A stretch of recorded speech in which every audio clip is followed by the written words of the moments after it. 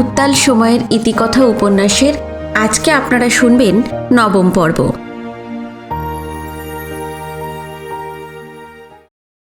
শেখরনাথ ঘুরে দাঁড়ালেন। বিনয়ও। একটা লম্বা চওড়া লোক, শেখরনাথের চেয়ে ছোটই হবে। ষাটের নিচে বয়স, কাঁচা পাকা চুল, চামড়া ঘেঁষে ছোট ছোট করে ছাঁটা, তামাটি রং। এই বয়সেও বেশ তাগড়াই। পরনে ঢোলা ফুল প্যান্ট আর হাফ হাতা শার্ট, পায়ে পুরু সোলের চপ্পল, হাতে কালো কারে বাঁধা গুচ্ছের তাবিজ আর মাদুলি। বড় বড় পা ফেলে এগিয়ে আসছে। শেখরনাথ তাকে দেখে খুশি হলেন। গলার স্বর উঁচুতে তুলে বললেন, আরে বৈজু, তুই এইখানে? লোকটা অর্থাৎ বৈজু ততক্ষণে কাছে চলে এসেছে। এবার তাকে আরও স্পষ্টভাবে দেখা যাচ্ছে। গোলাকার সরল মুখ, পুরু ঠোঁট, ওপরের মাড়িটা একটু উঁচু, তাই কয়েকটা দাঁত সবসময় বেরিয়ে থাকে। বলল, এই ভাই সাহেব।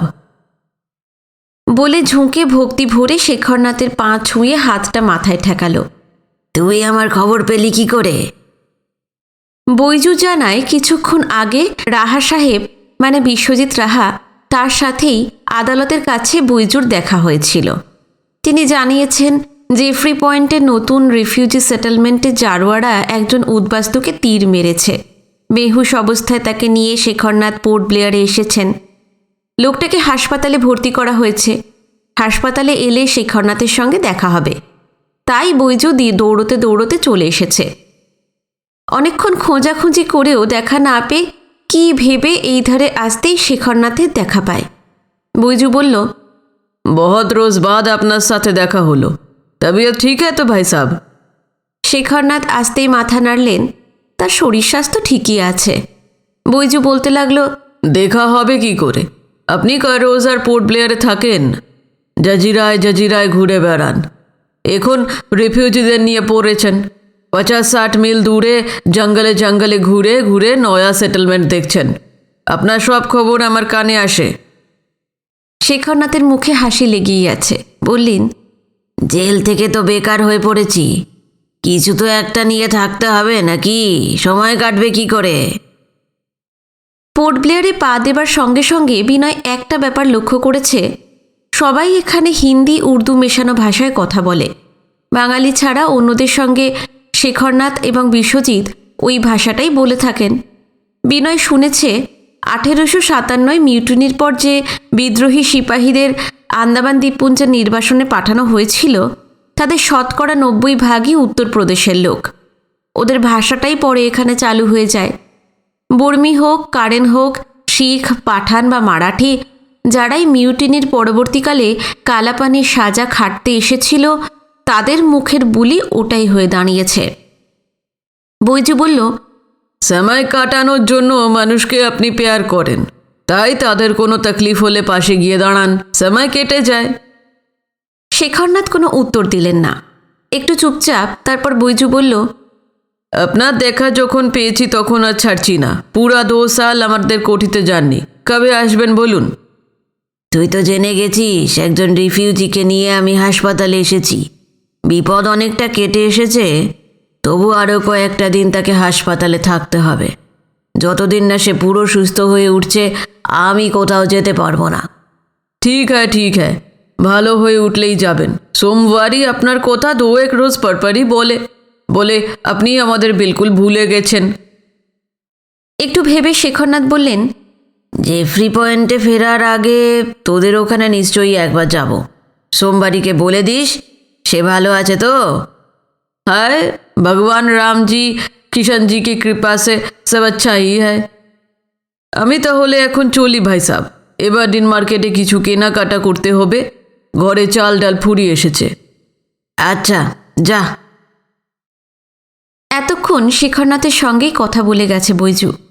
তার পাশে যে বিনয় দাঁড়িয়ে আছে সেভাবে খেয়াল করেনি। পা বাড়াতে গিয়ে তার চোখ এসে পড়ল বিনয়ের ওপরে। বলল, এই বাবু সাহেবকে তো পেহচানতে পারলাম না, নয়া মালুম হচ্ছে। আন্দামান দ্বীপপুঞ্জের লোকজন প্রায় সবাই সবাইকে চেনে। বিনয়কে সে আগে কখনো দেখেনি, তাই এই কৌতূহল। শেখরনাথ বললেন, ও আমার ভাতিজা বলতে পারিস। কলকাতায় থাকে, ওখানেই একবারে কাজ করে, পত্রকার। আন্দামানের নয়া সেটেলমেন্ট আর পুরনো পেনাল কলোনি দেখতে এসেছে। এইসব নিয়ে ও ওদের কাগজে লিখবে। শেখরনাথ তাকে ভাইপো বলে পরিচয় দিয়েছেন, তার মানে খুবই কাছে টেনে নিয়েছেন। এটা বিনয়ের পক্ষে বিরাট এক মর্যাদা। বুকের ভেতরটা আবেগে যেন উথাল পাতাল করতে লাগলো। একে পত্রকার অর্থাৎ সাংবাদিক, তার ওপর শেখরনাথের ভাইপো। সসম্ভ্রমে বৈজু কপালে হাত ঠেকিয়ে বলল, নমস্তে বাবু সাহেব, আপনি কত রোজ আন্দামানে থাকবেন? বিনয় প্রতি নমস্কার করে জানায় বেশ কিছুদিন তাকে থাকতে হবে। জঙ্গল নির্মূল করে উদ্বাস্তুদের যেসব নয়া বসত গড়ে উঠেছে সেগুলো তো আছেই। যে কয়েদিরা একদিন কালাপানির মেয়াদ খাটতে এসেছিল সারা ভারতবর্ষ এবং বার্মা থেকে দীর্ঘ বঙ্গোপসাগর পাড়ি দিয়ে এখানকার বড় বড় দ্বীপগুলোতে ঘুরে তাদের কলোনিগুলো দেখতে তো সময় লাগবেই। বৈজুর চোখ আবার শেখরনাথের দিকে ঘুরে গিয়েছিল। সে তাকে বলল, ভাই সাহেব, যেদিন আমাদের কোঠিতে যাবেন ভাতিজাকেও নিয়ে যাবেন, আমরা বহুত খুশ হব। আস্তে আস্তে মাথা নাড়লেন শেখরনাথ। বিনয়কে অবশ্যই সে নিয়ে যাবে। বৈজুও দাঁড়ালো না, যেমন লম্বা লম্বা পা ফেলে এসেছিল হুবহু সেইভাবেই চলে গেল। লোকটাকে বেশ ভালো লেগে গিয়েছিল বিনয়ের। ভারী বিনয়ী, নম্র ব্যবহার, কথাবার্তাও চমৎকার। শেখরনাথকে অত্যন্ত শ্রদ্ধা করে। সেটা অবশ্য এই দ্বীপপুঞ্জে সবাই করে থাকে। নিজের চোখে তা দেখেছে বিনয়। শেখরনাথ বিনয়কে জিজ্ঞেস করলেন, বৈজুকে কেমন মনে হলো তোমার? যা মনে হয়েছে অকপটেই জানিয়ে দিল বিনয়। শেখরনাথ একটু হাসলেন, বললেন, অথচ জানো, বৈজু একসময় ড্রেডেড ক্রিমিনাল ছিল। আমি যে বছর সেলুলার জেলে আসি সেই বছরই 3টে মার্ডার করে একই দিনে সেও এসেছিল। এমনকি খিদিরপুর থেকে একই জাহাজে এসএস মহারাজা, তাকে রাখা হয়েছিল ঠিক আমার পাশের সেলে। বিনয় অবাক। বৈজুর মতন সরল ভালো মানুষ 3টে মার্ডার করতে পারে, এই যেন ভাবাই যায় না। সে জিজ্ঞেস করে, বৈজু খুন করেছিল কেন? তা জানি না। আন্দামানে যেসব এক্স কনভিক্ট দেখতে পাবে তাদের সবার গায়ে 2-4টে মার্ডারের হিস্ট্রি জুড়ে আছে। কে কী কারণে খুন করেছে তা জানা একটা পুরো জীবনেও সম্ভব হবে না। বৈজু সম্বন্ধে ভীষণ আগ্রহ বোধ করছিল বিনয়। কয়েকদিন আগে জেফ্রি পয়েন্টে একজন রিফিউজি সৃষ্টিধরের 10 মাসের পোয়াতি বউ যখন যন্ত্রণায় কাতরাচ্ছে, যে কোনো সময় তার পেট থেকে বাচ্চা বেরিয়ে আসতে পারে, দাইয়ের খোঁজে 3টে পাহাড় পেরিয়ে অন্য এক রিফিউজি সেটেলমেন্টে শেখরনাথের সঙ্গে বিনয়ও গিয়েছিল। পথে পড়েছিল ব্রিটিশ আমলের একটা পেনাল কলোনি। সেখানে রঘুবীর আর তার স্ত্রী মা ফোনের সঙ্গে আলাপ করিয়ে দিয়েছিলেন শেখরনাথ। একদিন এই রঘুবীররাও দ্বীপান্তরী সাজা মাথায় নিয়ে আন্দামানে এসেছে। কিন্তু শরীরে যে অপরাধের রক্তধারা বইত তা কবেই শোধন হয়ে গেছে। এখন তারা পরিপূর্ণ সংসারী মানুষ, সুখী গৃহস্থ। এই দ্বীপে বছরের পর বছর কাটিয়ে জীবন থেকে ভয়ঙ্কর গ্লানিকর অতীতকে ওরা মুছে দিয়েছে। বিনয় ঠিক করেছিল পেনাল কলোনি সম্পর্কে জানতেই ওদের কাছে চলে যাবে। কিন্তু কবে যে পোর্ট ব্লেয়ার থেকে ফিরে সেখানে যাওয়া সম্ভব হবে জানা নেই। হাতের কাছে যখন বৈজুকে পাওয়া গেছে, সুযোগটা কোনোভাবেই সে ছাড়বে না। শেখরনাথের সঙ্গে তাদের কোঠিতে চলে যাবে। তার খুব কৌতূহল হচ্ছিল রঘুবীর কিভাবে মা ফোনকে বা বৈজু কিভাবে সোমবাড়িকে বিয়ে করেছিল তা জানতেই হবে। মেনল্যান্ড থেকে 800-900 মাইল দূরে বহু বছর আগে তাদের যৌবনে বৈজু কোন পদ্ধতিতে তাদের স্ত্রীদের জোগাড় করেছিল সেটা বিনয়ের কাছে মস্ত এক ধাঁধা। শেখরনাথ বললেন, চলো এবার ওই ডান পাশের ব্লকটায় ঢোকা যাক। এইখানেই আমার জীবনের অনেকগুলো বছর কেটে গেছে। আগাছা আর বুনো ঘাসে ভরা মস্ত চত্বরটা 5টা পাথরের সিঁড়ি ভেঙে ওপরে উঠলেন শেখরনাথরা।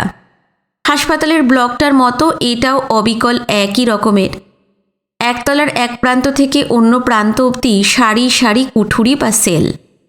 প্রতিটি সেলের সামনে লোহার মোটা মোটা শিক বসানো নিচু দরজা। দরজাগুলোতে মস্ত মস্ত মজবুত তালা ঝুলছে। প্রতিটি সেল 7 ফিটের মতো লম্বা, চওড়া 6 ফিটের বেশি হবে না। সামনে দরজা, পিছনে ঘুলঘুলির চেয়ে সামান্য বড় জানলা, সেগুলোতেও মোটা শিক গেঁথে দেওয়া। সেলগুলোর সামনে দিয়ে চওড়া টানা বারান্দা চলে গেছে। বারান্দার এক পাশে সেল, অন্য পাশে রেলিং। 25-30 ফিট পর পর উপরে ওঠা বা নিচের চত্বরে নামার জন্য সিঁড়ি। সুবিশাল 3তলা ব্লকটা একেবারে নিঝুম, কেউ কোথাও নেই। যে ব্লকটায় হাসপাতাল সেখানে একটা বেডও খালি নেই, সব বেডেই পেশেন্ট।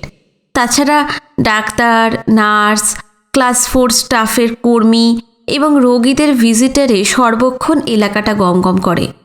কিন্তু এই পরিত্যক্ত ব্লকটা এত নির্জন, এত স্তব্ধ যে গা ছমছম করে।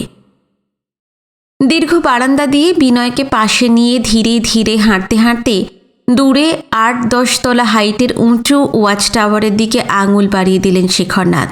বললেন, ওইটা একবার লক্ষ্য করো। ওয়াচ টাওয়ার আগেও চোখে পড়েছে বিনয়ের, তবু সেদিকে তাকালো সে। টাওয়ারটা মাঝখানে রেখে একসময় সেটার গা থেকে জেলখানার 7টা 3তলার উইং 7 দিকে সামান্য কোনাকুনি বেরিয়ে গেছে। 7টার সবগুলো টিকে নেই। শেখরনাথ বললেন, ওই যে ওই উঁচুর ওয়াচ টাওয়ারটার একটা স্পেশাল ব্যাপার আছে। কি ব্যাপার? ওটা টপ ফ্লোর থেকে জেলখানার প্রায় প্রত্যেকটা সেল দেখা যায়। ইংরেজরা আর্কিটেকচারটা এমন করে করেছিল ভেবে দেখো। ব্রিটিশ পুলিশ অফিসাররা পালা করে টাওয়ারটা থেকে দিন রাত কয়েদিদের ওপর নজর রাখত। কেউ কোনো মতলব আঁটছে কি না সেটা বুঝতে চেষ্টা করত। আর তাছাড়া প্রতিটি ব্লকের সামনের খোলা চত্বরে অন্য সেন্ট্রিরা তো ছিলই। তাদের কেউ কেউ ব্রিটিশ, তবে বেশিরভাগই ইন্ডিয়ান। বারান্দায় শেখরনাথ আর বিনয়ের পায়ের আওয়াজ ছাড়া কোনো বিশেষ শব্দ নেই। তবে সামনের খোলা চত্বরের ঘাসবন আর আগাছার জঙ্গল থেকে ঝিঁঝিদের একটানা কনসার্ট উঠে আসছে। মাঝে মাঝে কোনো গাছের ডালে কাঠঠোকরার ধারালো ঠোঁটে সমানে তুরপুন চালাচ্ছে। বিনয় বলল, মাঝখানে ওই উঁচু টাওয়ারটা থেকে পাহারাদারির কথাটা আমি 2-1টা বইয়েও পড়েছি। তাছাড়া 1তলা থেকে 3তলা অবধি প্রতিটি ফ্লোরের বারান্দায় টহল দিত ওই টিন্ডাল আর পেটি অফিসাররা। তাদেরও একটা বড় কাজ ছিল কয়েদিদের ওপর নজর রাখা। ব্রিটিশ কি ইন্ডিয়ান সেন্ট্রিদের তুলনায় এরা ছিল আরও মারাত্মক। পরে তাদের মহিমা হাড়ে হাড়ে বুঝেছি। আচ্ছা কাকা, জেফ্রি পয়েন্টে আপনি একদিন বলেছিলেন 1928-এ আপনি সেলুলার জেলে এসেছিলেন। হ্যাঁ, বলেছিলাম তো। তোমার কি এই নিয়ে কোনো প্রশ্ন আছে? না, ঠিক প্রশ্ন নয়, কৌতূহল। বলো, কি জানতে চাও?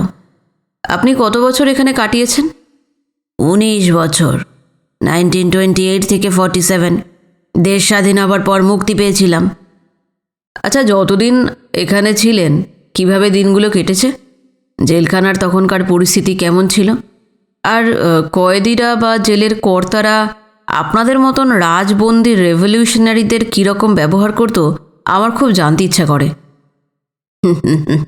শোনার যখন এত আগ্রহ, বলছি। তুমি তো স্টিমশিপ মহারাজায় রিফিউজিদের সঙ্গে আন্দামানে এসেছো। হ্যাঁ, ওই জাহাজটা এই রুটে বহু বছর ধরে চলাচল করছে।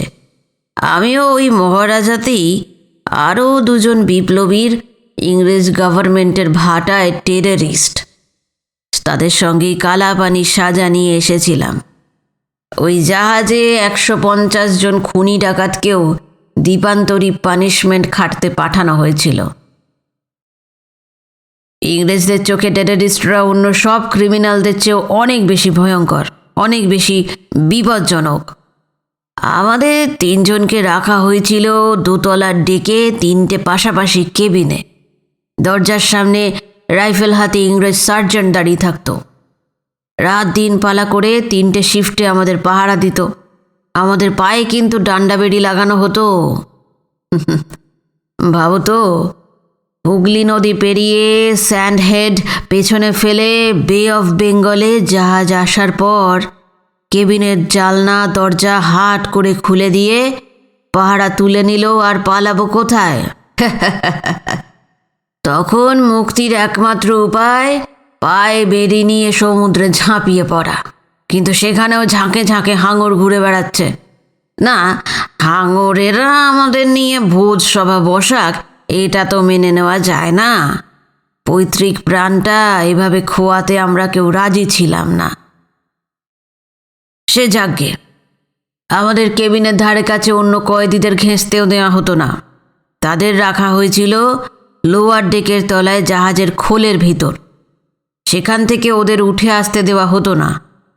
আমাদের কাছাকাছি এলে যদি ওই কয়েদিদের রক্তে বিপ্লবের বিষ ঢুকে যায়, এমনটাই ছিল ব্রিটিশ গভর্নমেন্টের ভয়। বোঝো বোঝো, পায়ে লোহার বেড়ি নিয়ে 3 নিরস্ত্র যুবক ইংরেজদের কাছে কতটা ভয়ঙ্কর ছিলাম, শুনলে হাসি পায় না? সেটা ছিল খুব সম্ভব অক্টোবর মাস। মনসুনের দাপট আর নেই। কয়েকদিন আগেই পুজো শেষ হয়েছে। সমুদ্র তো শান্ত থাকার কথা, কিন্তু বে অফ বেঙ্গল আর বে অফ বিস্কে সৃষ্টি ছাড়া সমুদ্র। মনসুনই হোক বা বছরের অন্য কোনো সময় হোক, কখন যে খেপে উঠবে আগে তার আঁচ পাওয়া যায় না। খিদিরপুর থেকে জাহাজ ছাড়ার পরের দিন বিকেলের দিকে উত্তর পশ্চিম কোণ থেকে হঠাৎ কালো কালো পাহাড়ের মতো মেঘ ধেয়ে এসে সারা আকাশ ছেয়ে ফেলল। বঙ্গোপসাগর চোখের পলকে উন্মাদ হয়ে উঠল। তার ঘাড়ে যেন 1,00,000 কোটি অশরীরী জিন কয়েদিদের ভর করেছে। পারাপারহীন খোলা সমুদ্রের ওপর দিয়ে প্রায় 100 মাইল বেগে ঝোড়ো হাওয়া 200 ফিট উঁচু হয়ে মোচার খোলের মতো মহারাজা জাহাজটাকে একেবারে মহাশূন্যে তুলে পরক্ষণে পাতালে আছড়ে ফেলছে। ঝড়ের সঙ্গে তুমুল বৃষ্টিও শুরু হলো। বৃষ্টির ঝাঁপটা তো আছেই, সেই সঙ্গে ঢেউগুলো প্রবল আক্রোশে একতলা, দোতলা, তেতলার ডেকের ওপর দিয়ে সাঁই সাঁই আওয়াজ করে বয়ে যাচ্ছে। শরৎচন্দ্রের লেখায় সাইক্লোনের কথা পড়েছি। সেটা যে কতখানি ভয়ঙ্কর সেদিন বুঝতে পেরেছিলাম। মনে হয়েছিল আমাদের অদৃষ্টে আর সেলুলার জেলে বাকি জীবন কাটাবার সৌভাগ্য হবে না। তার আগেই অত বড় 10-12 টনের বিশাল জাহাজটা কয়েদি এবং জাহাজের ক্যাপ্টেন, ছোট বড় নানা অফিসার এবং কয়েক ডজন লস্কর শুদ্ধ জলের তলায় ডুবে যাবে। আর যদি তাই হতো, একরকম বেঁচেই যেতাম। কিন্তু কপালে তো 19 বছর সেলুলার জেলের নরক যন্ত্রণা লেখা ছিল, সেটা আর খণ্ডাবে কে? অফুরান আগ্রহে শুনে যাচ্ছিল বিনয়। বলল, আমি যখন আসি তখনও সমুদ্রে সাইক্লোন হয়েছিল। সেটা কিন্তু মনসুনের সময় নয়। এটাই তো বে অফ বেঙ্গলের ক্যারেক্টার, তার মতিগতি বোঝা ভার। কখন যে কি করে বসবে তার ঠিক ঠিকানা নেই। হ্যাঁ, তারপর শোনো, আগে 2-4 বার লঞ্চে যে চড়িনি তা তো নয়, কিন্তু সেগুলো তো চলতো নদীর ওপর দিয়ে, মাত্র 2-1 ঘন্টার ব্যাপার। জাহাজে সমুদ্রযাত্রা আমার সেই প্রথম।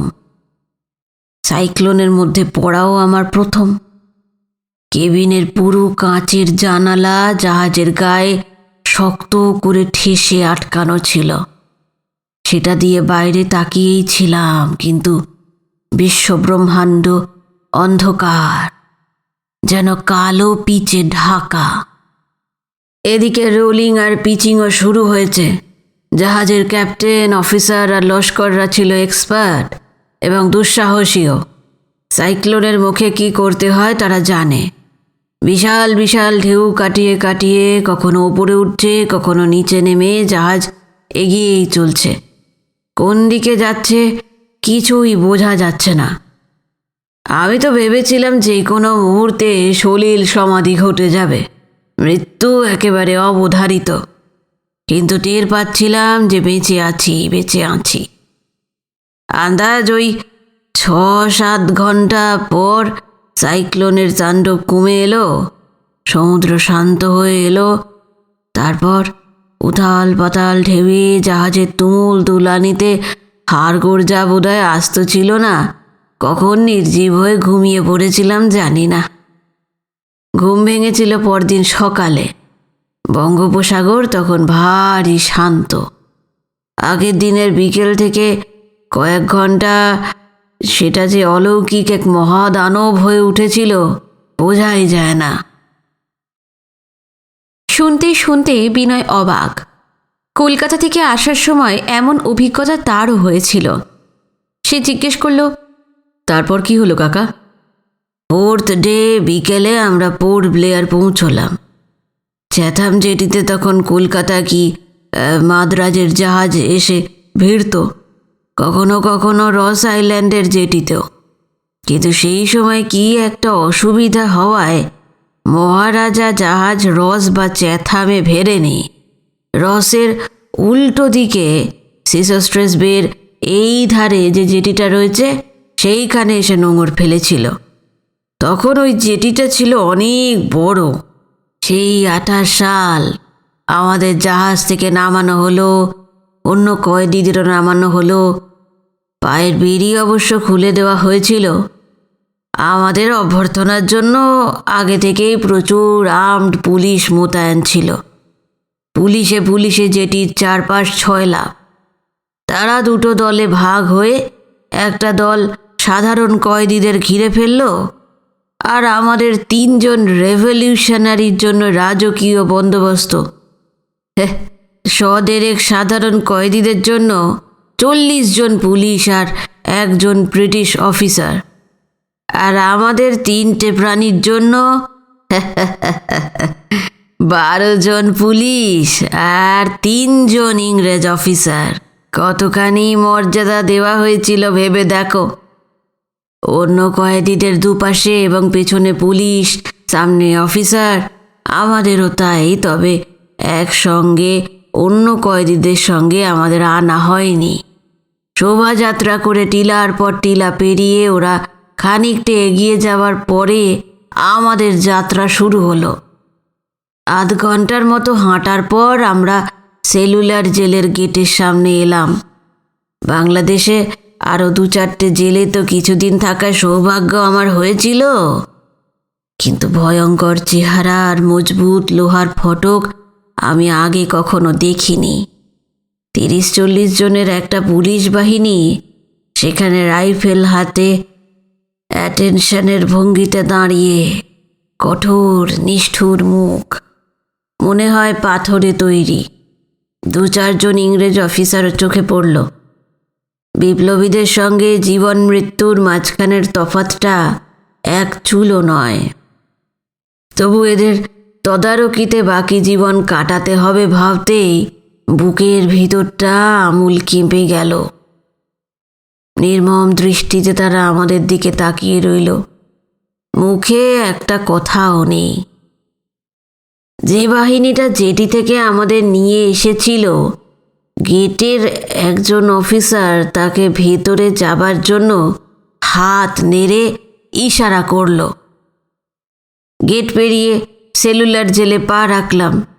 ভিতরে চত্বরে তখন অনেক পুরনো কয়েদি লাইন দিয়ে দাঁড়িয়ে আছে। তাদের গলায় কালো মোটা সুতোয় লোহার চৌকো ফলক ঝুলছে। 2 ইঞ্চির মতো লম্বা হবে, 1.5 ইঞ্চির মতো চওড়া, একই মাপের প্রতিটি ফলক, আর সেই ফলকে নম্বর খোদাই করা রয়েছে, 1, 2, 3, 4 করে।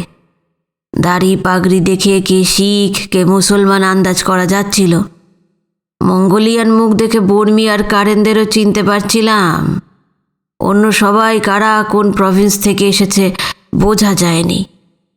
তবে এদের সঙ্গেই যে বাকি জীবন কাটাতে হবে তা আমি বুঝতে পারছিলাম।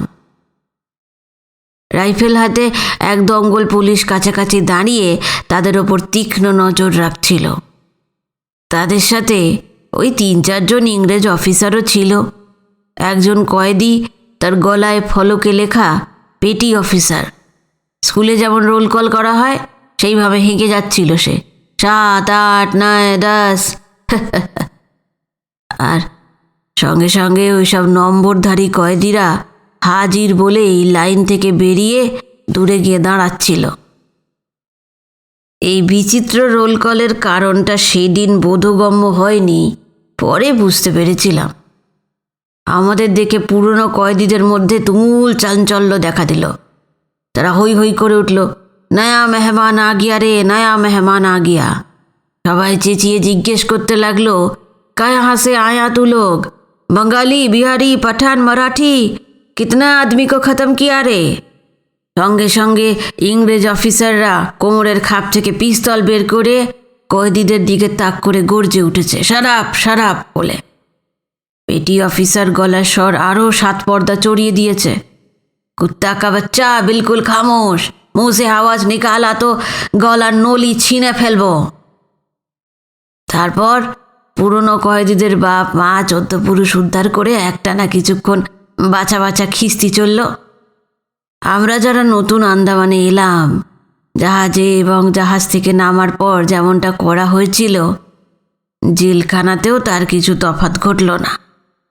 অন্য কয়েদিদের পাহারা দিয়ে ডান পাশের অন্য একটা ব্লকের দিকে আমাদের নিয়ে যাওয়া হলো, আর আমাদের 3 বিপ্লবীকে পুলিশরা চারপাশ থেকে ঘিরে বাঁ ধারের অন্য একটা ব্লকে আনলো। ইংরেজ গভর্নমেন্টের চোখে সশস্ত্র বিপ্লবীরা যে কতটা ভয়ঙ্কর, কতখানি বিপজ্জনক, মহারাজা জাহাজে ওঠার সময় থেকেই টের পেয়েছিলাম। ভারতীয় বিপ্লবীদের ওরা মনে মনে জমের মতো ভয় পায়। আমাদের যে ব্লকটার সামনে নিয়ে আসা হলো, সেখানে খোলা চত্বরে পুরনো কয়েদিদের লাইন দিয়ে দাঁড় করিয়ে রোল কল করা হচ্ছিল। চেনা দৃশ্য, একটু আগে এমনটা দেখলাম। এই ধারের ব্লকটার পাশে একটা 2 তলা বড় বিল্ডিং আছে। সেটার চারপাশে রাইফেল হাতে 25-30 জন সেন্ট্রি। এদের কেউ ভারতীয় নয়, সব ব্রিটিশ, কিন্তু 25-30 হাত দূরে দূরে পজিশন নিয়ে দাঁড়িয়ে রয়েছে। যারা পাহারা দিয়ে নিয়ে এসেছিল তাদের অপেক্ষা করতে বলে ওই 3 জন ইংরেজ পুলিশ অফিসার আমাদের বলল, কামন কামন। 2 তলা বিল্ডিংটার গেট পেরিয়ে ভিতরে ঢুকলে ফুলের বাগান, মাঝখান দিয়ে সুরকির পথ, সোজা বাড়িটায় গিয়ে থেমেছে। অফিসারদের সঙ্গে পথ পেরিয়ে 3টে স্টেপ ওপরে উঠতেই দেখা গেল চওড়া বারান্দা। এটার একধার দিয়ে 2 তলায় ওঠা সিঁড়ি। অফিসাররা আমাদের 2 তলায় একটা ঘরের দরজার সামনে এনে দাঁড় করালো। সেখানে চকচকে মস্ত ফলকে লেখা ছিল জেলার, সেলুলার জেল, পোর্ট ব্লেয়ার। দরজায় দামি পর্দা ঝুলছিল। বাইরে থেকে একজন অফিসার সসম্ভ্রমে বলল, may we come in sir? ভারী একটা স্বর ভেসে এলো, কাম ইন কাম ইন। পর্দা ঠেলে 3 অফিসার আমাদের নিয়ে ভিতরে বুটে বুট ঠুকে স্যালুট করল। কামরাটা বিশাল, ভারী ভারী ক্যাবিনেট দিয়ে সাজানো। সিলিং থেকে 4 ব্লেডওয়ালা ফ্যান ঝুলছে। তাছাড়া হাতে টানা মস্ত পাখাও তো রয়েছে। পুরো মেঝে দামি পার্সিয়ান কার্পেটের মোড়া। মাঝখানে মস্ত সেক্রেটারিয়েট গ্লাস টপ টেবিলের ওধারে গদি মোড়া হাতলওয়ালা চেয়ারে যিনি বসে আছেন, তার দিকে তাকালে রক্তহীন হয়ে যায়। বিপুল শরীরের ওপর বুলডগের মতো প্রকাণ্ড একটা মুন্ডু ঠেসে বসিয়ে দিলে যেমন দেখায়, হুবহু সেই রকম। চোখের তারা 2টো বাদামি, পুরনো চৌকোনো চোয়াল, বাঘের থাবার মতো 2টো হাত, পুরু ঠোঁট। আমাদের দিকে এমন করে তাকিয়েছিল মনে হচ্ছে হাড় মাংস ভেদ করে আমাদের বুকের ভিতর অবধি দেখে নিচ্ছে। চোখের পাতা পড়ছিল না লোকটার। আমাদের শিরদাঁড়ার ভিতর দিয়ে অদ্ভুত এক কনকনে শিহরণ খেলে যাচ্ছিল। অনেকক্ষণ পর জেলার বলল, ওয়েলকাম টু সেলুলার জেল। মনে রেখো, ইন্ডিয়ায় এর চেয়ে বড় নরক আর কোথাও নেই। এটা অ্যাবসলিউটলি আমার রাজ্য। এইখানে কোনো রকম বজ্জাতি আমি বরদাস্ত করি না। আমরা কোনো উত্তর দিলাম না। জেলার বলতে লাগলো, তোমাদের মতো টেররিস্টরা স্বাধীনতার খোয়াব ইন্ডিয়ার মেনল্যান্ডে ফেলে এখানে আসে। আমাদের মধ্যে চরম দুঃসাহসী ছিল রাজনাথ চক্রবর্তী, ফরিদপুরের ছেলে, 21-22-এর বেশি বয়স হবে না। সে হঠাৎ বলে উঠল, আমরা টেররিস্ট নই, ফ্রিডম ফাইটার। আমার সমস্ত অস্তিত্ব আমূল কেঁপে গিয়েছিল। আমরা কেউ ভীরু কাপুরুষ নই, কিন্তু ওই হিংস্র বুলডগের মুখের ওপর কেউ ওভাবে বলতে পারে কল্পনাও করতে পারিনি। চোখের কোণ দিয়ে লক্ষ্য করলাম জেলারের লাল মুখটা গনগনে হয়ে উঠেছে। বারুদের স্তূপে যেন আগুন লাগিয়ে দিয়েছে রাজনাথ। সেই মুহূর্তেই যেন বিস্ফোরণ ঘটে যাবে, কিন্তু তেমন কিছু হলো না। জেলার যেন বেশ আমোদই বোধ করলেন। চোখ ছোট করে ব্যঙ্গ সুরে বললেন, ফ্রিডম ফাইটার, তোমাকে কেউ বলেনি ইংরেজ রাজত্বে কোনো নেটিভের মুখ থেকে ফ্রিডম শব্দটা বেরোনো ক্রাইম? রাজনাথ চুপ করে থেকেছে, জবাব দেয়নি। ওদিকে জেলার বলে যাচ্ছিলেন, তোমার বয়স কম, তেজ একটু আধটুক থেকে গেছে, কিন্তু কালা পানি কি বস্তু তুমি জানো না। শান্তশিষ্ট হয়ে থাকলে কোনো সমস্যা নেই, আনন্দে বাকি জীবনটা এই জেলখানার সেলেই কাটিয়ে দেবে। রাজনাথ পলকহীন জেলারের তাকানো, কথা বলার ভঙ্গি, থুতনি, ঠোঁটের নড়াচড়া লক্ষ্য করছিল।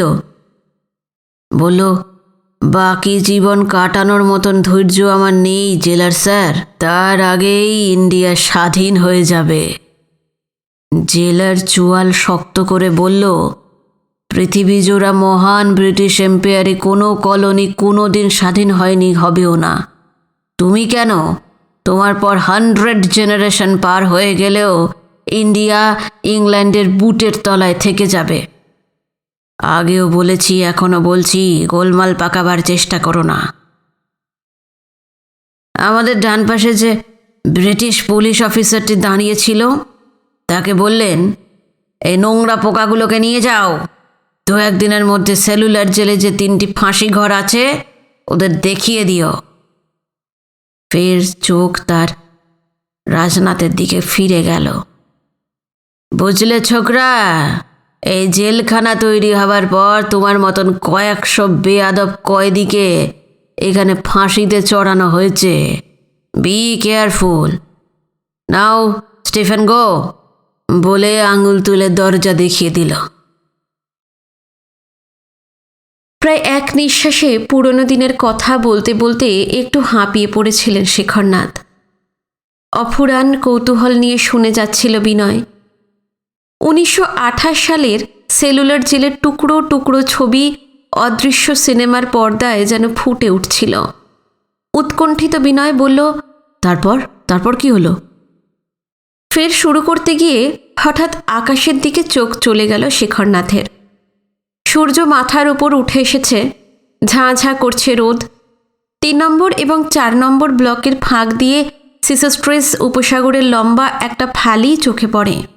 রোদে ঝলকাচ্ছে সমুদ্রের উঁচু উঁচু ঢেউগুলো, সেখান থেকে তীব্র ঝাঁঝ। হঠাৎ শেখরনাথের মনে পড়ল, মোহনবাসীর বউ ছেলে মেয়েদের দুপুরের খাওয়ার ব্যবস্থা করতে হবে। তার নিজেরও খিদে পেয়েছে, নিশ্চয় বিনয়েরও। ব্যস্তভাবে বললেন, আজ আর হবে না, চলো এবার খাবার কিনতে বার্ডিন মার্কেটে যেতে হবে। কালকে আবার আসবো, তখন পুরনো দিনের আরও ইতিহাস শোনাবো। বিনয় আর কিছু বলল না। সিঁড়ি দিয়ে নিচের চত্বরে নেমে হাসপাতালের দিকে এগিয়ে চলল। পরদিন সকালে স্নান টান সেরে কিছু খেয়ে জ্যোৎস্না এবং তার ছেলে মেয়েদের নিয়ে আবার হাসপাতাল। আজ মোহনবাসী অনেকটা ভালো। নাক থেকে অক্সিজেনের নল সরিয়ে দেওয়া হয়েছে, তবে স্যালাইন চলছে। বিপদ প্রায় কেটেই গেছে। ডাক্তার চট্টরাজ বললেন, পুরোপুরি চিন্তামুক্ত। হাসি মুখে শেখরনাথকে বললেন, মোহনবাসী বেঁচে গেল কাকা, তবে পুরোপুরি সুস্থ হতে এখন অনেক সময় লাগবে। আরও একটা উইক তাকে হাসপাতালে রাখবো, তারপর ছুটি। 1 উইক কেন, যতদিন তাকে রাখা দরকার ততদিন রাখবে, তাড়াহুড়োর কিছু নেই। আজ দু একটা কথা বলতে পারছে? ওর স্ত্রী ছেলেমেয়েরা নিশ্চয়ই এসেছে? হ্যাঁ হ্যাঁ এসেছে। চলুন ওদের সঙ্গে মোহনবাসীর দেখা করিয়ে দিই। স্বামীর সঙ্গে কথা বলতে পারলে তার দুশ্চিন্তাও কাটবে। হ্যাঁ হ্যাঁ চলো চলো। বিনয় নীরবে একটা চেয়ারে বসেছিল। মোহনবাসী জমের ঘর থেকে ফিরে এসে কথা বলতে পারছে, এটা বিরাট সুখবর। তার বউ ছেলে মেয়েদের পক্ষে তো বটেই, আন্দামানের উদ্বাস্তু পুনর্বাসনের পক্ষেও। লোকটা মরে গেলে জেফ্রি পয়েন্টের রিফিউজিদের সেই বিজন অরণ্যে ধরে রাখা যেত না। তেতলার কেবিনেই রাখা হয়েছিল মোহনবাসীকে। এই কদিন সে ছিল অচৈতন্য, চোখ বোঝা। আজও আচ্ছন্নতার ঘোর পুরোপুরি কাটেনি, তবে মাঝে মাঝে তাকাচ্ছে। জারোয়াদের তীর মোহনবাসীর বুকে বেঁধার পর থেকে জ্যোৎস্না যেন উন্মাদের মতন হয়ে গিয়েছিল। কখনো অঝরে কাঁদত, কখনো বা নিঝুম বসে থাকত। আজ মোহনবাসীকে তাকাতে দেখে বিপুল আনন্দে আবেগে জ্যোৎস্না তার উপর প্রায় ঝাঁপিয়ে পড়তে যাচ্ছিল, সেই সঙ্গে সমানে ফুঁপিয়ে চলেছে। ডাক্তার চট্টরাজ তার দুহাত ধরে ফেললেন। না না না, ওর কাছে যেও না, দূর থেকে একটু কথা বলো। এখন কেমন লাগতেছে তোমার? ভালা, এই যাত্রা বাইসা গেলাম। দেখা হয়েছে, কথা বলেছ, চলো এবার চলো, সবাই নিচে চলো। আমার হের কাছে আর একটু থাকতে দেন ডাক্তারবাবু। কতদিন মানুষটা কথা কইতে পারে নাই, বেহুশ হইয়াছিল। না না, বেশি কথা বললে মোহনবাসীর ক্ষতি হবে। চলো চলো, এখন চলো, বিকালে আবার তোমাদের ওর কাছে নিয়ে আসবো।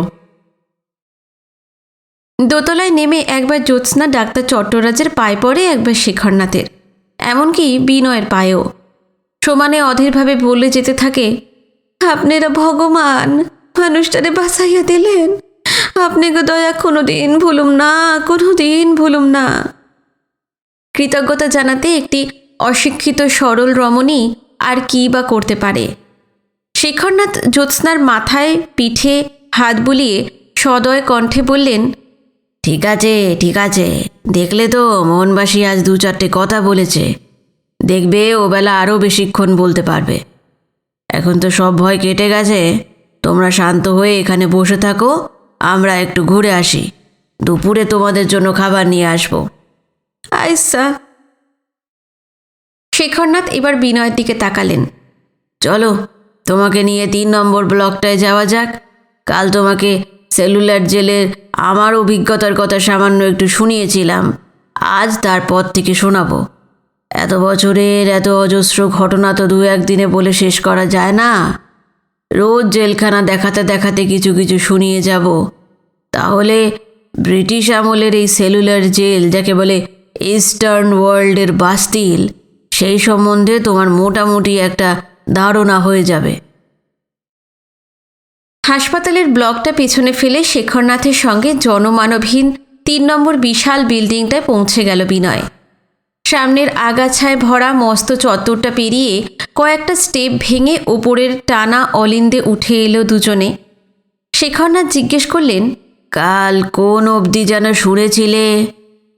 বিনয় মনে করিয়ে দিল, সেলুলার জেলের জেলার বিপ্লবী রাজনাথ চক্রবর্তীকে শাসিয়ে জানিয়ে দিয়েছিলেন এই জেলখানার ভিতর কয়েদিদের, বিশেষ করে টেররিস্টদের শায়েস্তা করার জন্য 3টে ফাঁসি ঘর আছে। একজন জুনিয়র অফিসারকে বলেছিলেন সেগুলো যেন শেখরনাথদের দেখিয়ে দেওয়া হয়। তারপর তার চেম্বার থেকে সবাইকে বের করে দিয়েছিলেন। তালাবন্ধ কুঠুরির পর কুঠুরির পাশ দিয়ে উত্তর দিকের শেষ মাথায় বিনয়কে নিয়ে এলেন শেখরনাথ। এখান থেকে কোনাকুনি সমুদ্র চোখে পড়ছে। সেখানে দাঁড়িয়ে তিনি শুরু করলেন, জেলারের চেম্বার থেকে সেই 2 জন পুলিশ অফিসার জেলের অন্য একটা অফিসে নিয়ে গিয়েছিল। ফেউয়ের মতন আর্মগার্ডরাও আমাদের পিছু পিছু গেছে। সেখানে যে অফিসারটি ছিলেন তার আকৃতি জেলারের মতো না হলেও ওই তাগড়াই মজবুত চেহারা।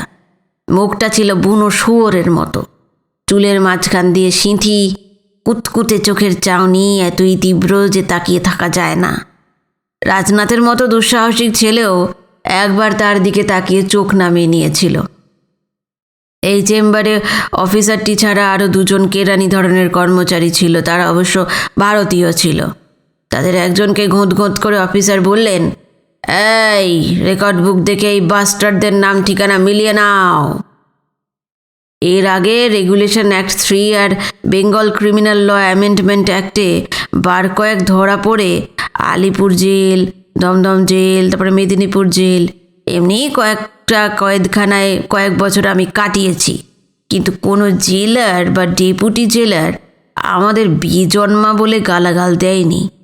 শরীরের সব রক্ত মাথায় উঠে টকবক করে ফুটছিল। দাঁতে দাঁত চেপে কোনো রকমে প্রচণ্ড ক্রোধটা সামলাচ্ছিলাম আমরা। এদিকে কেরানিটা মস্ত ঢাউস বাঁধানো খাতা বের করে আমাদের নাম, বাড়ির ঠিকানা পড়তে পড়তে আমাদের দিকে তাকাচ্ছিল। শেখরনাথ রাহা, রাজনাথ চক্রবর্তী, মুকুন্দ বসাক ইত্যাদি ইত্যাদি। আমরা সেলুলার জেলে পৌঁছবার আগেই আমাদের নামধাম কলকাতা থেকে পাঠিয়ে দেওয়া হয়েছিল। প্রত্যেকের নাম ঠিকানা বলার সঙ্গে সঙ্গে একে একে ঘাড় কাত করে সায় দিয়ে যাচ্ছিলাম। আর কেরানি হেঁকে হেঁকে যা বলছে সব যে সঠিক সেটাই জানান দিচ্ছিলাম। এইবার আমাদের বাবা মা তুলে গালাগালি দিল, দিয়ে অন্য কেরানিটিকে বলল, যাও ওদের জেলের উর্দি টুর্দি দাও। তা প্রথমবার আমরা গালাগালিটা শুনে চুপ করে থেকেছি, কিন্তু দ্বিতীয়বার তো আর পারা গেল না। সহ্য করার তো একটা সীমা থাকে। আমি বললাম, বাবা মা তুলে গালি দিচ্ছেন কেন? ওদিকে রাজনাথ আর মুকুন্দ চিৎকার করে উঠেছে, বলছে, উই প্রোটেস্ট, উই প্রোটেস্ট। আমাদের বাবা মাদের এইভাবে নোংরা ভাষায় অপমান করতে আপনারা পারেন না। আপনারা সিভিলাইজড নেশন বলে গর্ব করেন, এই তার নমুনা। রাজনাথ গলার স্বর আরও কয়েক পর্দা চড়িয়ে দিল, বলল, you must apologise, you must apologise. সে যেন উন্মাদ হয়ে গেছে। বলতে লাগলো, তোমার বাবা মাকে যদি এইভাবে উদ্ধার করি কেমন লাগবে? অফিসার প্রথমে একেবারে থ হয়ে গেল। বঙ্গোপসাগরের মাঝখানে এইরকম তিনটে টেররিস্ট, বিশেষ করে রাজনাথের মতো একজন সদা লাপির যে এমন সৃষ্টি ছাড়া স্পর্ধা হতে পারে, কে ভাবতে পারে? উত্তেজনায় ক্রোধে মুখটা রক্তবর্ণ হয়ে উঠল অফিসারের। দুই চোখ থেকে আগুনের হলকা ঠিকরে বেরিয়ে আসছে। বাজ পড়ার মতন আওয়াজ করে চেঁচিয়ে উঠল, ব্লাডি ডগস, শাট আপ! তারপর সেই কেরানিটিকে বলল, এই জানোয়ারগুলোকে পাশের ঘরে নিয়ে যাও। যে দুজন যুবক ব্রিটিশ অফিসার আমাদের সঙ্গে করে নিয়ে এসেছিল তাদেরকে বলল, পায়ে বেরি পরিয়ে দিয়ে এদের সলিটারি সেলে রাখবে, আর কাল দুপুরে এদেরকে টিকটিকিতে চড়াবে, 10 lashes each। তা তখনও তো আমরা টিকটিকি বস্তুটি যে কি তা তো জানি না। ল্যাশ শব্দটা অজানা নয়, সেটা হলো কষাঘাত। শুনে বুকের ভিতরটা কেঁপে উঠেছিল। আমাদের পাশের ঘরে নিয়ে যাওয়া হলো। দুজোড়া করে নতুন উর্দি, সিলভারের থালা গেলাস ইত্যাদি দিয়ে গলায় কালো কারে বাঁধা চৌকো লোহার পাত পরিয়ে দেওয়া হলো। সেটায় খোদাই করে লেখা আছে 241। আমি তখন থেকে আর শেখরনাথ রাহা নই, আমার পরিচয় 241, 241 নম্বর কয়েদি। আর রাজনাথ হলো 242, আর ওদিকে মুকুন্দ হলো 243। কেরানিটি তরুণ অফিসারদের কানে যাতে না যায় এমনভাবে ফিসফিস করে বলল, পাশের কামরায় গ্রিনিজ সাহেবের সঙ্গে ওই রকম রাগারাগি না করলেই পারতেন। ওই শুয়োরমুখ অফিসারটার নাম যে গ্রিনিজ, সেই প্রথম জানা গেল। তা কেরানিকে বললাম, আমাদের কি বলে গালাগাল দিচ্ছিল শুনেছেন তো? কেরানিটি বলল, হ্যাঁ শুনেছি। এসব শোনার পরেও কারোর মাথা ঠিক থাকে না থাকা উচিত? কি করবেন বলুন, ওরা রাজার জাত, যা বলবে মুখ বুঝে সয়ে যেতে হবে। আমি বললাম, বাহ চমৎকার, একজন ভারতীয় হিসেবে আর একজন ভারতীয়কে চরম অপমান করছে, দেখো প্রোটেস্ট করলেন না?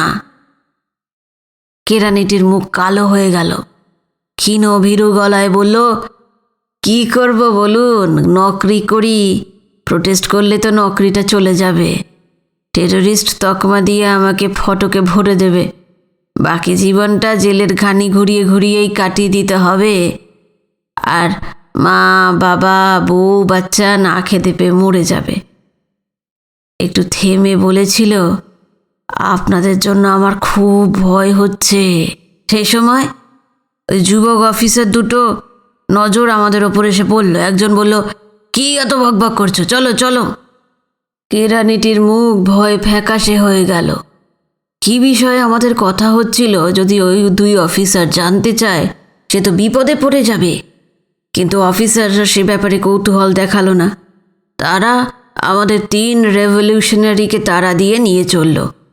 2 ব্লক পেরিয়ে এই 3 নম্বর ব্লকে আমাদের নিয়ে আসা হলো।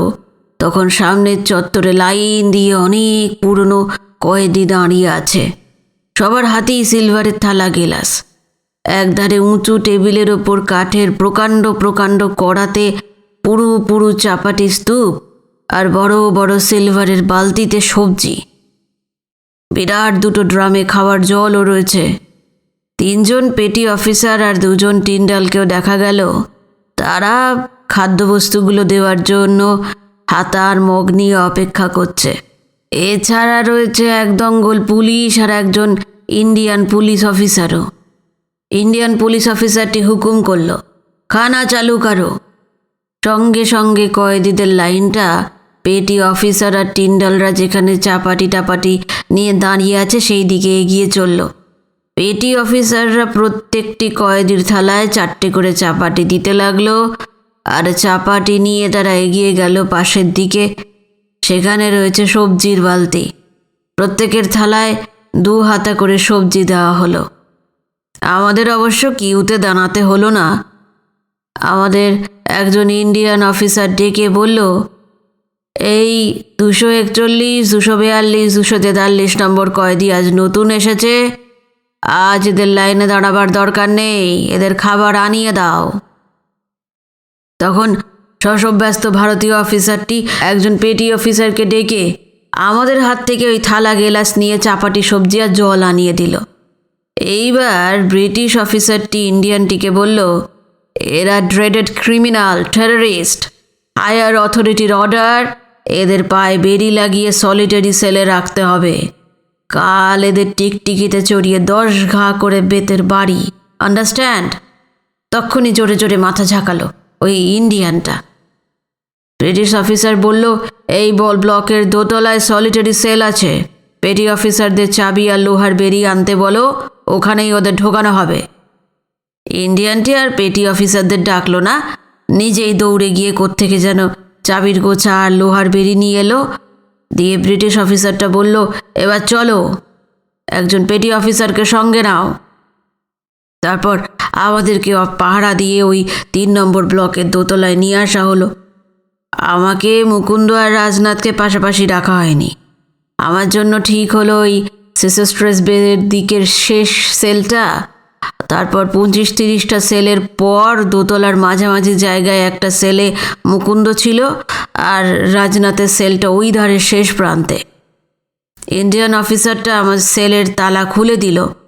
তার নির্দেশেই পেটি অফিসার পায়ে লোহার বেড়ি পড়ালো।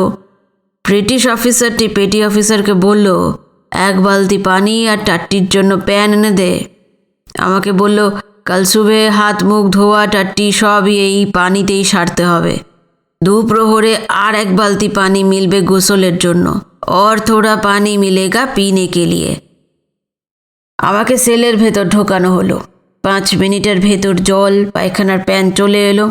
সামনের চত্বরে যে থালায় চাপাটি টাপাটি দেওয়া হয়েছিল সেই খাবার থালাটাও একধারে রাখলো ওই পেটি অফিসারটা। মেঝেতে একটা রোঁয়াওয়ালা কম্বল আর তেল চিটে বালিশও রয়েছে। আমার জন্য উত্তম রাজসজ্জা। সেইগুলো থেকে আবার বোঁটকা দুর্গন্ধও আসছিল। আমার আগে যে আরও কত কয়েদি, বাঙালি, মারাঠি, শিখ, বর্মী ওটার ওপর শুয়ে রাত কাটিয়েছে কে জানে। আমার তো গা গুলিয়ে উঠল। British officer, petty officer, Indian officer আর আর্ম গার্ডরা দাঁড়ালো না, ওরা চলে গেল। যাই হোক, আমি কুঠুরিতে ঢুকলাম। মৃত্যুকে ভয় পেতাম না, পেলে কখনোই এই বিপ্লবের পথে পা বাড়াতাম না। কিন্তু পায়ে বেরি দিয়ে বাকি জীবন কাটাতে হবে এই 80 বর্গফুট এলাকায়, সঙ্গে খাওয়া, ঘুম, পায়খানা, পেচ্ছাপ, এইসব ভাবতেই আমার আতঙ্কে সারা শরীর হিম হয়ে যাচ্ছিল। মনে হয়েছিল বাকি জীবন তো অনেকগুলো বছর, 2-4 দিনও কাটবে কিনা কে জানে। মনে পড়ে কম্বল পেতে কিছুক্ষণ চুপচাপ বসেছিলাম, তারপর দরজার কাছে এসে গড়াত ধরে বাইরে তাকালাম। নিচের চত্বরে তখনও কয়েদিদের খাবার দেওয়া হচ্ছে। একসময় সন্ধে নেমে গেল। মাঝখানের ওই উঁচু ওয়াচ টাওয়ারটার দিকে 7 দিকে যে 7টা ব্লক বেরিয়ে গেছে, সর্বত্র অজস্র আলো জ্বলে উঠল, এমনকি সেলুলার জেলের শত শত কুঠুরিতেও। সব কয়েদিকে খাবার দেওয়া শেষ হলে তারা থালা আর গ্লাস নিয়ে পেটি অফিসার আর আর্মড পুলিশের পাহারায় অনেকে গেল ব্লকের 1 তলায়, একদল গেল 2 তলায়, বাকি সবাই 3 তলায়। চত্বরের ওধারে কোনাকুনি যে ব্লকটা দেখা যাচ্ছিল, সেইখানেও কয়েদিদের নিয়ে যাওয়া হচ্ছে। কয়েদিদের সেলে ঢুকিয়ে পেটি অফিসাররা তালা লাগিয়ে দিল, আর প্রতিটি কয়েদির জন্য একটা করে সেল। আমাদের ব্লকের 2 তলাতেও দুধদার পায়ের আওয়াজ পাওয়া যাচ্ছে, সেই সঙ্গে হইচই হচ্ছে। বুঝতেই পারছি বাঁ দিকে সিঁড়ি দিয়ে কয়েদিরা উঠে আসছে, আর ওদিকে পুলিশ অফিসারগুলো চেঁচাচ্ছে, হাল্লা মত করো, রেন্ডি কা বাচ্চা লোক, নেই তো হাড্ডি তোড় दूंगा, বিলকুল চুপ।